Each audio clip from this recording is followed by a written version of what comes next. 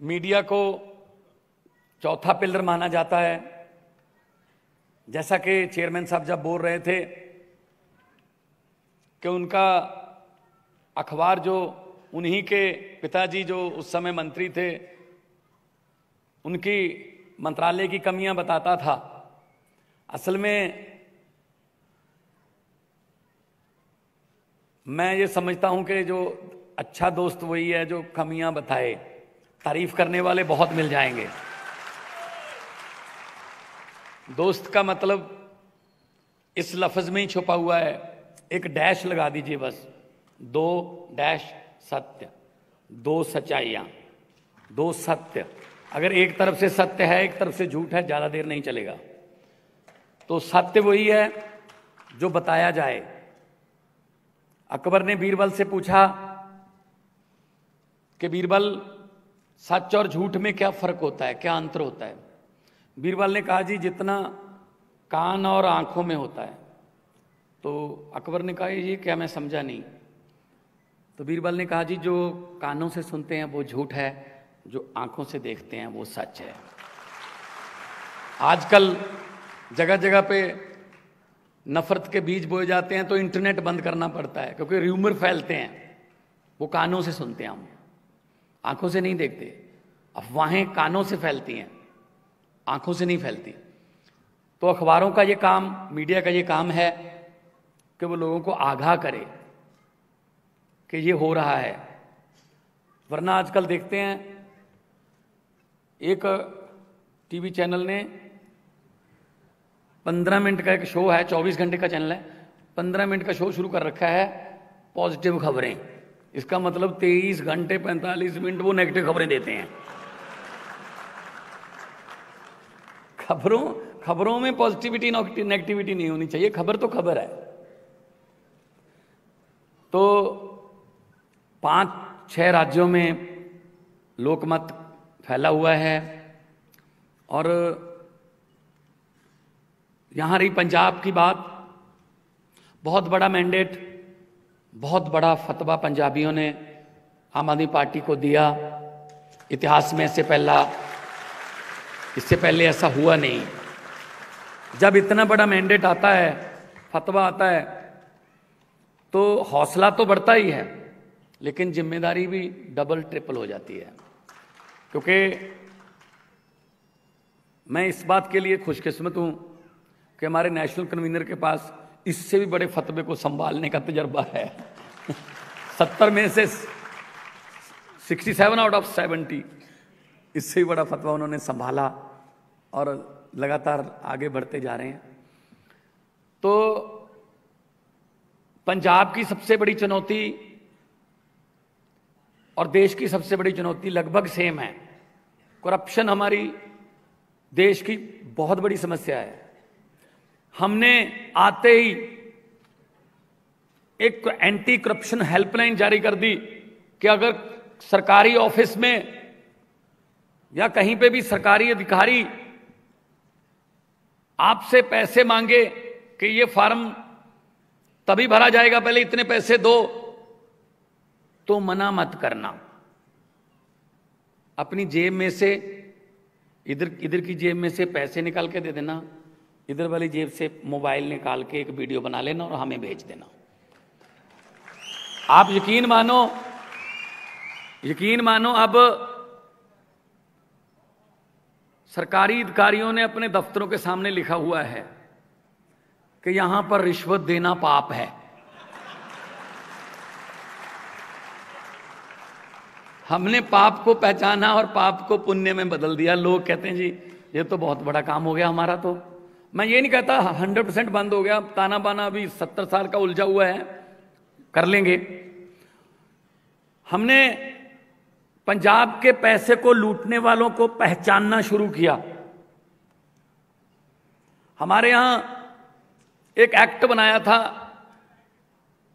Act बनाने वालों ने अपने ही पक्ष में, एक बार आप एमएलए बन गए, अगली बार नहीं बने तो आपको 75,000 रुपये पेंशन मिलेगी। आप 2 बार बन गए, तीसरी बार नहीं बने तो 50,000 और ऐड हो जाएगी। आप 4 बार बन गए, 5वीं बार नहीं बने तो 50-50 हजार आपकी पेंशन बढ़ती जाएगी। 7-7, 8-8 बार जीते हुए हैं।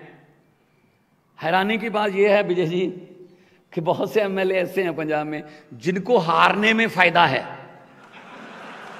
क्योंकि जीतते हैं तो सैलरी मिलती है, हारते हैं तो पेंशन मिलती है। सैलरी है 85,000 और हारते हैं तो पेंशन मिलती है 4.5 लाख। तो हमने बोल दिया कि जी सेवा, हाथ जोड़कर वोट मांगते हो कि हमें सेवा का मौका दीजिए, हम सेवा की इतनी पेंशन नहीं दे सकते। एक एमएलए एक पेंशन, चाहे 10 बार बनो चाहे 5 बार बनो। ये बहुत ही लोगों ने वेलकम किया इस फैसले का। खेती, क्योंकि पंजाब एग्रेरियन स्टेट है, धान उगाने की वजह से हमारे पानी का जो लेवल है धरती का बहुत डेंजरस लेवल पर नीचे चला गया है। मतलब मारूथल बनने की कगार पर खड़े हैं। हमको पानी बचाना है। हमारी स्टेट का नाम पानियों पर है, 5 आब, 5 पानी। लेकिन हमारा धरती का पानी खत्म हो रहा है, नदियों का पानी पल्यूटेड हो गया। गुरु नानक साहब ने अपनी बानी में लिखा था, पवन गुरु पानी पिता माता धरत महत। पवन हवा, हवा को गुरु का दर्जा, पानी को पिता का दर्जा, धरती को माता का दर्जा। लेकिन बदकिस्मती से हम इन तीनों दर्जों को कायम नहीं रख पाए। हम मिलकर सारे 3 को पंजाबी जो हैं, पूरी दुनिया में जितने पंजाबी बसते हैं, हम मिलकर इन तीनों दर्जों को कायम करेंगे और पंजाब को दोबारा पंजाब बनाएंगे। ड्रग्स की बहुत बड़ी समस्या है। हमारे युवा जो हैं वो बहुत बड़ी संख्या में ड्रग्स में चले गए। असल में उनका कसूर नहीं मानता मैं, असल में बेरोजगारी है। अगर उनको काम मिले तो वो नहीं जाएंगे ड्रग्स की तरफ। पंजाबी दी कहावत है, बेला मन शैतानी दा कर। अगर वो फ्री रहता है तो कुछ ना कुछ उल्टा सीधा करेगा। अब हमारे यहाँ ट्रेंड है, या तो बाहर चले जाओ आईलेट्स करके, जब विदेश में पेरेंट्स भी कहते हैं बेटा चला जाए यहाँ से, वरना तो ड्रग्स में ना चला जाए। तो हम उस पर बहुत सिस्टेमेटिकली काम कर रहे हैं। और वो पंजाब जो कबड्डी के खिलाड़ियों के लिए जाना जाता था, वो पंजाब जो दारा सिंह मिल्खा सिंह के लिए जाना जाता था, वो पंजाब जो फौज के जर्नैलों के लिए जाना जाता था, उस पंजाब को दोबारा फिर पंजाब बनाएंगे। और नौजवान युवा और नौजवान लड़के लड़कियों के हाथों में टिफिन देंगे, टीके नहीं मिलेंगे उनके हाथ में। टिफिन देंगे ताकि वो काम पे जाएं, शाम को घर पे आएं, यहीं पे अपने परिवार में अपना जीवन बसर करें। आपके दोस्त भी होंगे बहुत से, पंजाब में रिश्तेदारियां भी होंगी, या पूछ लो कोई ऐसा आदमी आपने देखा है जो नौकरी भी करता हो और ड्रग्स भी लेता हो? नहीं, हो ही नहीं सकता, उसके पास टाइम ही नहीं होता। वो कहता जी मैं तो शाम को आता हूं, थकावट में आके बच्चों के साथ खेल के नहा के सोता है, अगले दिन फिर जाना होता है। अगर हम बेरोजगारी दूर कर पाए तो कई बीमारियां जो हैं उनकी जड़ बेरोजगारी है। इंडस्ट्री को वापस लाना है। इंडस्ट्री जो थी हमारे पंजाब की वो इधर उधर राज्यों में चली गई, क्योंकि सरकारों की कोई इंडस्ट्रियल पॉलिसी नहीं थी। कोई आता था, मैंने ये प्लांट लगाना है जी, मैं 10,000 लड़के लड़कियों को काम दे दूंगा, रोजगार दे दूंगा। वो कहते उनको छोड़ो, हमें क्या दोगे ये बताओ। तो ये वाला काम बंद कर देंगे हम। और इंडस्ट्रियलिस्ट क्या, देखो व्यापारी क्या चाहता है, माहौल चाहता है। मुझे माहौल दे दो, मुझे तंग मत करना, मैं अपना काम करता रहूंगा और नौकरियां रोजगार देता रहूंगा। तो इससे पहले एजेंडे में है ही नहीं था ये रोजगार जो था। हमने अभी 50वां दिन हुआ है, पिछली 5 तारीख को 50 दिन हुए सरकार बने हुए। 26,454 नौकरियों का नोटिफिकेशन निकाला है। सरकारी नौकरियां हैं सभी, और डिग्री के मुताबिक नौकरी मिलेगी, कोई रिश्वतखोरी या किसी की सिफारिश नहीं चलेगी। तो ऐसा चाहते हैं हम पंजाब, जो पहले नंबर 1 स्टेट होती थी पंजाब, आज पता नहीं लास्ट वाले लास्ट 5 में हमारा जो है नंबर आता है। क्यों आता है? क्योंकि हमें जो पॉलिटिकल विल पावर रखने वाली लीडरशिप नहीं मिली। डिब्बों का कोई कसूर नहीं होता, वो तो उधर ही जाते हैं जिधर इंजन लेके जाता है। अब इंजन ही हमने 90 साल पुराने लगा रखे थे, अब क्या करें। दिल्ली वालों ने पहले इंजन बदला, latest model engine Arvind Kejriwal लगाए गए, दिल्ली की गाड़ी पटड़ी पे आ गई।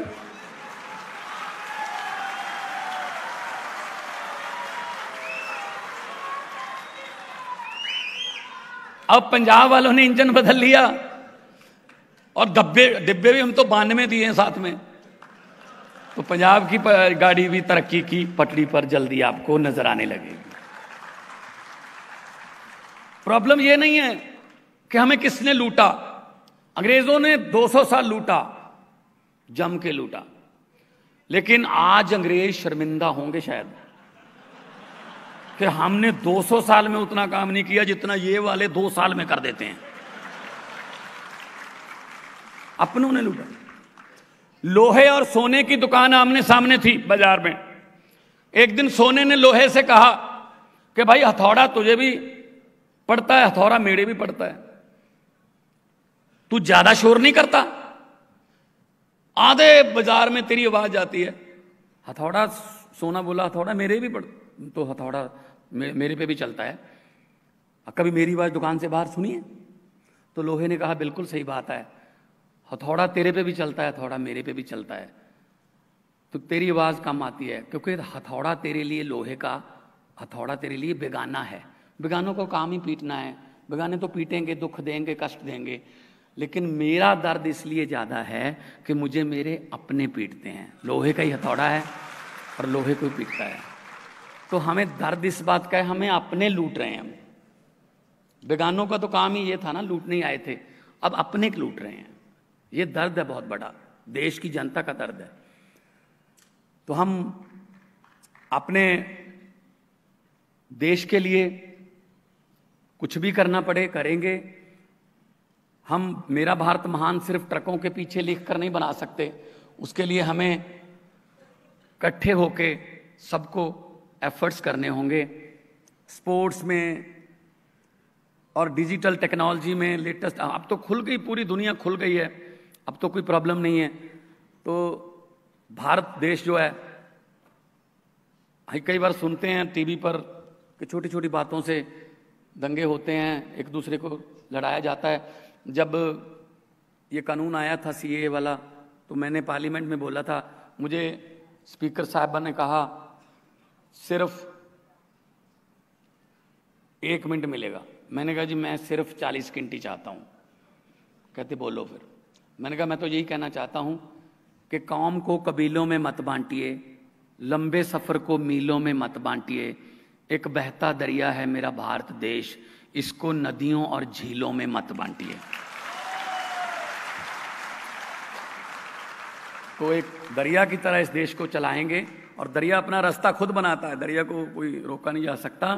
और जो करप्शन भ्रष्टाचार करने वाले हैं उनसे मैं यही बात कहूंगा कि जितने मर्जी इकट्ठे कर लो, पैसे हीरे मोती, जितने मर्जी इकट्ठे कर लो, पैसे हीरे मोती, मगर ख्याल इतना रहे कफन पे जेब नहीं होती। बहुत बहुत धन्यवाद, बहुत बहुत मेहरबानी। देश के लिए सब कुछ करेंगे, और मैं फिर एक बार आपका धन्यवाद करता हूं, आपने इतने प्यार से और मेरा मान सम्मान बढ़ाया, मैं आपका बहुत बहुत आभारी हूं। बहुत बहुत मेहरबानी। जय हिंद, नमस्कार, सत श्री अकाल।